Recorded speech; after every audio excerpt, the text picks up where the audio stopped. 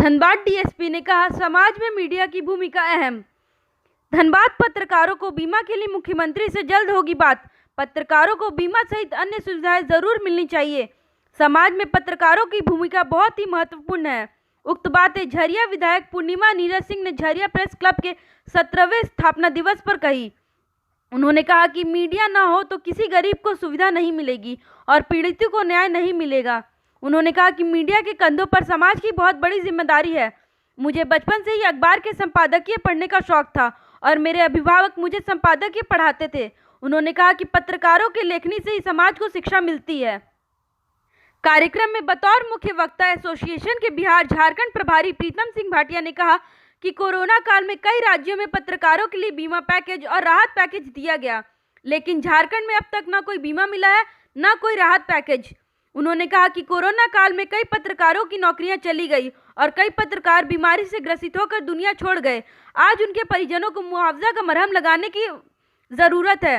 उन्होंने पत्रकारों से अपील की कि गुटबाजी छोड़कर हमें बीमा का लाभ लेने के लिए सभी को आगे आना चाहिए और अपना और अपने परिवार वालों की सुरक्षा का ध्यान रखना चाहिए।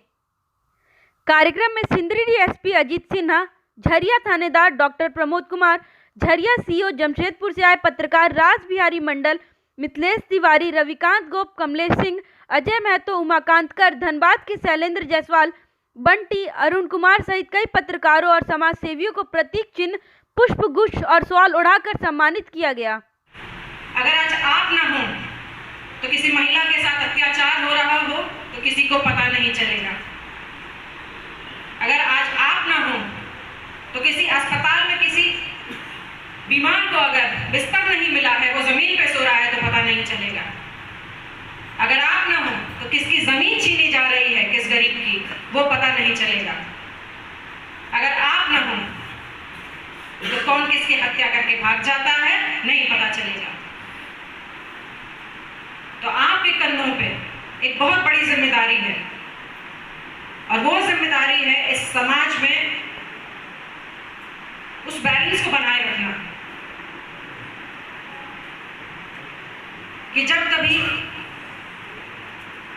किसी व्यक्ति का, किसी पॉलिटिकल पार्टी का, हम राजनीति की बात छोड़ देते हैं, कोई हो,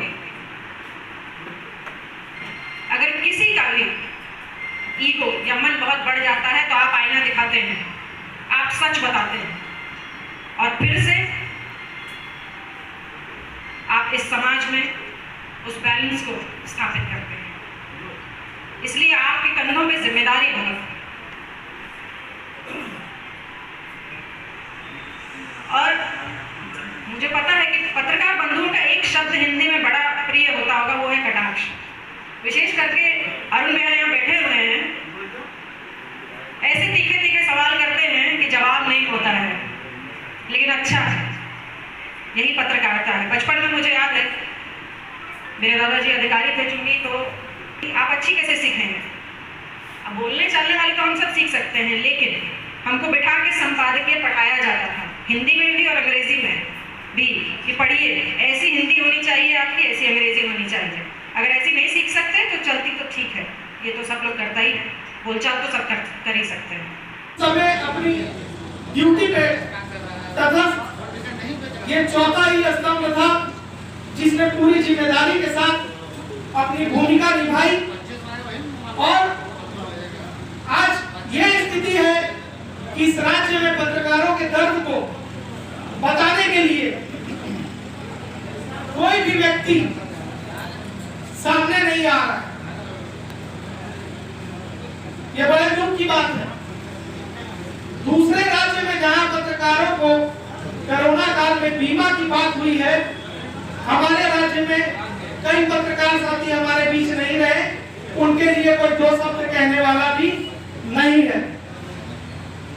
यह बड़े दुख की बात है कि पहला, दूसरा और तीसरा स्तंभ भी जिससे प्रभावित होता है वो चौथा स्तंभ है, लेकिन चौथा स्तंभ किससे प्रभावित है, किससे शोषित है, किस तरह से उसका शोषण हो रहा है, उसके क्या दायरे हैं, उस दायरे का कैसे उल्लंघन हो रहा है, वो किस तरह से इस आधुनिक युग में अपने कलम का सदुपयोग करने पर कैसे वो हाशिए पर है और कैसे उस पर आए दिन अत्याचार होते हैं, हमले होते हैं, और उस पर आवाज उठाने वाला कोई नहीं होता, क्योंकि इसके लिए पत्रकार हम जैसे लोग खुद दोषी हैं, क्योंकि हम इस्तेमाल की वस्तु बनकर रह गए हैं। और इसका कारण है कि पत्रकार गुटों में बटा हुआ है, और इस गुटबाजी का शिकार होने के कारण ही जो है हम अपनी बात को सरकार तक नहीं पहुंचा पाते हैं। इसका कारण है कि जब एक संगठन कोई सरकार तक अपनी बात पहुंचाता है तो दूसरा संगठन गुप्त रूप से उसका विरोध कर देता है कि भाई आप इनकी बात नहीं सुने, आप हमारी बात सुने। अभी हमारे मुख्यमंत्री जी ने 29 तारीख को सरकार के 1 साल बनाया अपना।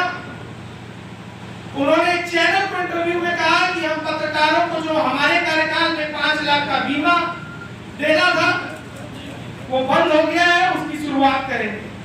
बहुत अच्छी बात है, स्वागत योग्य फैसला है।